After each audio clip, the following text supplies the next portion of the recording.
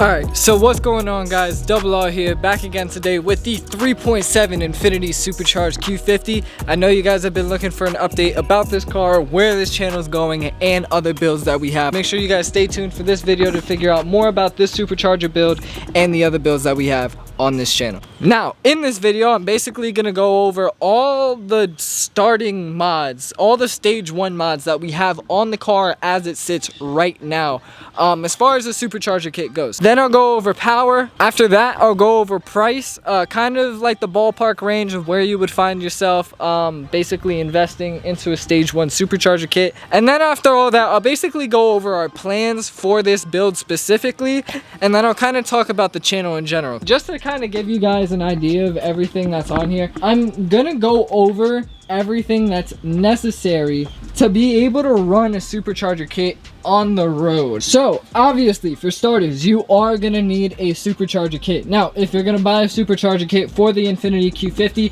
I'd highly recommend going Top Gunz. I'll leave their link down below to their website so you guys can check them out. They have a variety of different Supercharger kits for the VQ platform, but you are going to have to modify the Supercharger kit if you do have an Infiniti Q50. If you have a 370 or G37, you're not going to have to worry about it, but if you do have a Q50, the air-to-air intercooler piping will actually not fit through the front grille, through the radiator or the frame rail. There's actually a blockage there that won't allow you to get any intake piping through there. But besides that, as far as modifications go, there's really nothing else that you're going to have to do.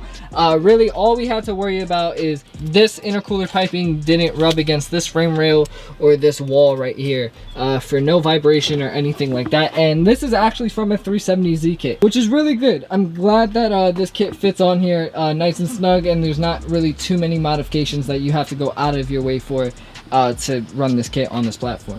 So that's why I do highly recommend getting a Top Gunz kit, is only because you get the air-to-air intercooler upgrade from out the box, and really you can't get that anywhere else, on top of the fact that Top Gunz offers the Supercharger kit for $6,000. So if you go to the Top Gunz website and you hit the 370Z Supercharger kit and you get it for your Q50, and you go ahead and you get it fabricated by some fabrication shop, you get the kit for $6,000. That's almost $1,200, $1,300 cheaper than what you would get from the Stillen website, and then you'd probably spend an extra $300 trying to get it fabricated depending on where you go. And once you get it done, then that's it. You got an air-to-air Supercharged Q50 for less than $7,000.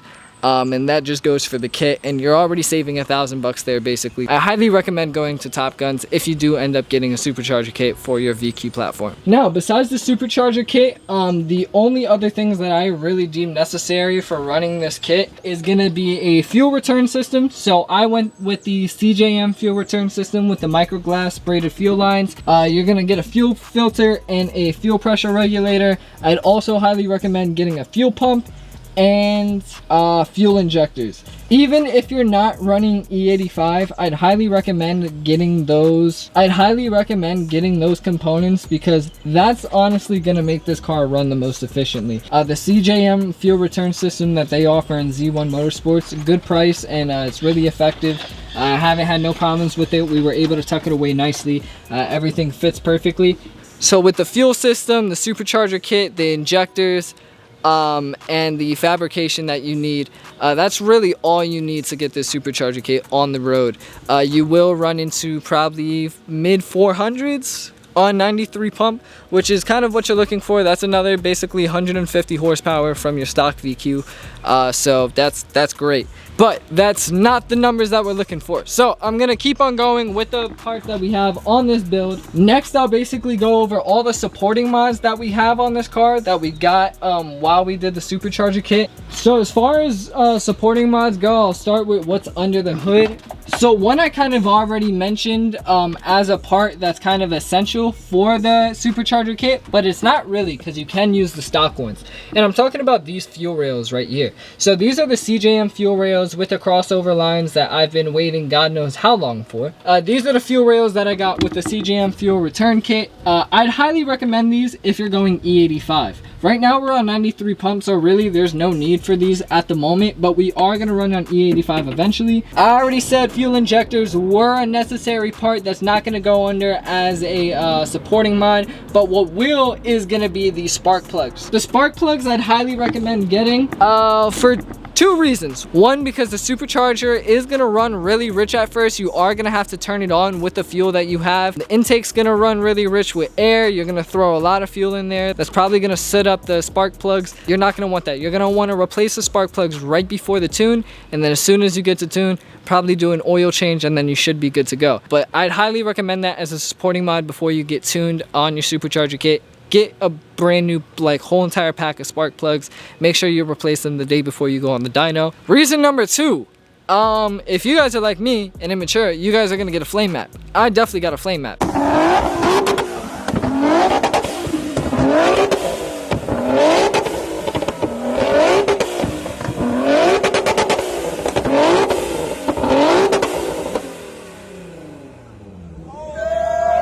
If you get a flame map, you're gonna basically ruin your spark plugs. Flames out your exhaust, ruin your spark plugs. So I'd highly recommend get a brand new fresh pack of spark plugs, so when you try out that brand new flame map, you're not ending up on the side of the road. You really don't want that to happen. As far as under the hood goes, there really is just a couple of things that I need to clear up, but there's just two other supporting mods that I have under here that don't really make a huge difference, that you really do not need, but I find that they work very efficiently. And first one I'll point out is going to be this turbo guard that I got for the Supercharger. So when you get a Stillen Supercharger kit, you're going to get this V3 SI Vortec Supercharger blower. This is going to come with all stock Stillen kits for the VQ. You actually are going to get a K&N cone filter that's actually like about this thick, and it kind of looks like it's smushed up against this frame. It was all squished up in there. I just didn't like the look of it. It was kind of ugly. I went with this turbo guard. Turbo guards seem to work just fine, and they seem to breathe just a little better, and nothing really gets in there. I do have to clean it once every so often, but that's not really a problem with me. I'd highly recommend getting a turbo guard. I'm not sure how much it helps. I didn't really do a comparison because I kind of just threw the K&N cone filter away. That's definitely a supporting mod that's not necessary, but I think does help. It just makes sense.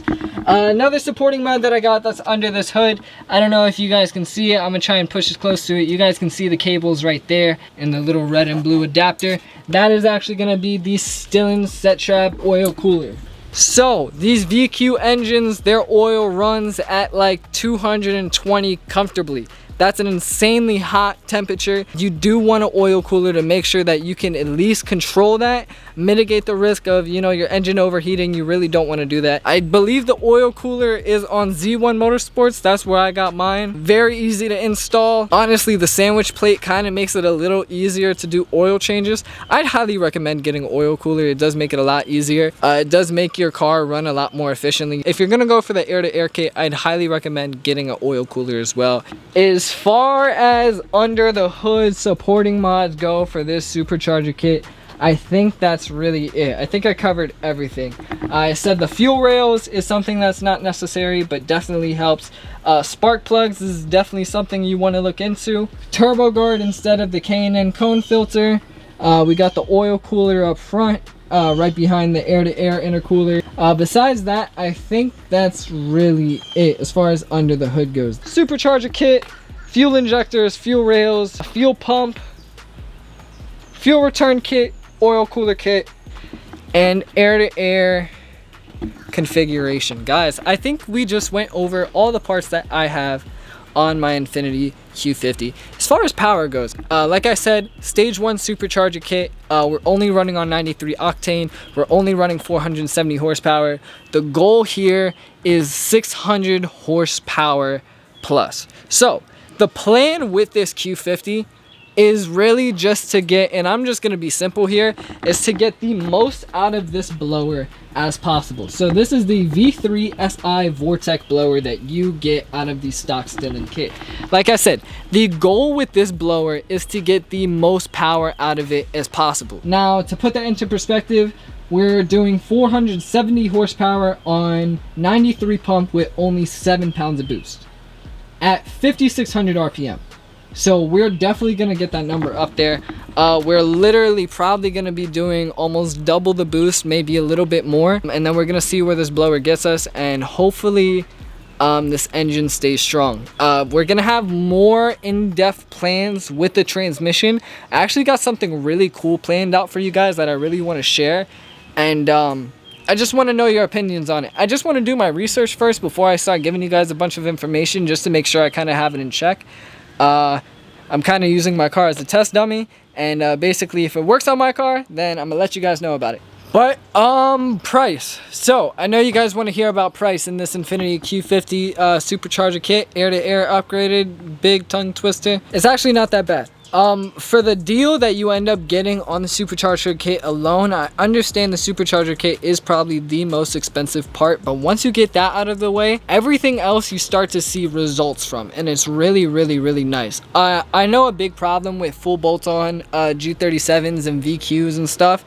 Once you start doing a full bolt-on and start tuning it, you're not really seeing too big of a difference from all the parts that you're putting on your car. And it kind of makes it upsetting, because you put all this time, you put all this money, you put all this effort and like passion into just seeing changes with the stuff that you put on, and you don't really see it. And that's kind of the shitty part about naturally aspirated VQs and full bolt-on builds, is you're not really going to see much more than like 40 extra horsepower. The moment you strap the supercharger on, depending on how you do the build, you got an extra 200 horsepower. Anything after that, you're really getting into the higher boost numbers. You're pushing 600, 700, 800. You're really looking for solid numbers after that. And what's great about these VQ37s is they can actually hold it. Transmission's a different story. You guys are gonna have to figure that out on your own. I believe level 10 offers a transmission that's honestly at a really big price point. There's always a chance to do a manual swap in these cars. But the way I'm gonna do it is gonna be pretty interesting, and I kind of want you guys to see, and hopefully it works. If it doesn't, it doesn't. Regardless, I'm able to document it. That's kind of the goal here. So, price on this supercharger kit alone from Top Gunz, and this is why I highly recommend them. It's gonna cost you $6,000 flat, so $6K flat for this air-to-air supercharger kit. Now, if you get it for the Q50, I'd automatically add $300 to that price tag. The reason being is because you're gonna have to get this. You're gonna have to get this intake piping custom fabricated to be able to fit in this engine bay for the air-to-air intercooler.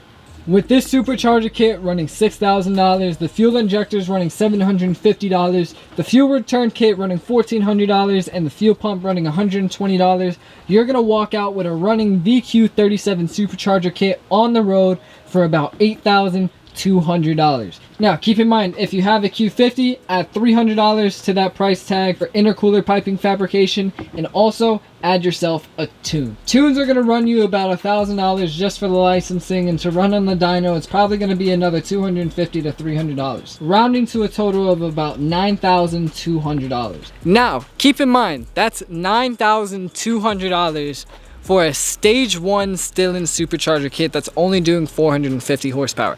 That's why I said you got to do your research, and you got to realize that a lot of supporting mods are going to go into the supercharger kit to make it run more efficiently. That's where a lot of your money is going to go into. It's going to be the supercharger kit and making sure it runs efficient. The moment you get that, anything else that you put on the supercharger kit, as far as the 9-pound pulley, whether it be a bigger blower, different pulleys, a different wheel, whatever the case, you are able to actually pull some serious power from these kits. So I know it sounds like a lot of work, and I know I bored you guys with a whole list of words and parts and numbers and stuff, but this is the update on the Q50 Supercharger build. I hope you guys are really enjoying this build. Make sure to give this video a like, guys, because I'm really enjoying this whole entire build process. As far as sharing it with you guys and running this channel, it's honestly one of my favorite things that I do. Like I said, we do have other builds, and that's kind of where I wanted to go to as far as our plans with this channel. Guys, I love this Q50. I love building on this Q50, but honestly, as far as it goes, it's only gonna keep getting faster. We got to keep bringing new stuff to the channel. We got to kind of spice up everything. It's nice to have a change and a different perspective on the car community, and that's where I wanted to talk about the next build. So we are bringing a new build to this channel, and I kind of want you guys to guess in the comment section of what you guys think it is.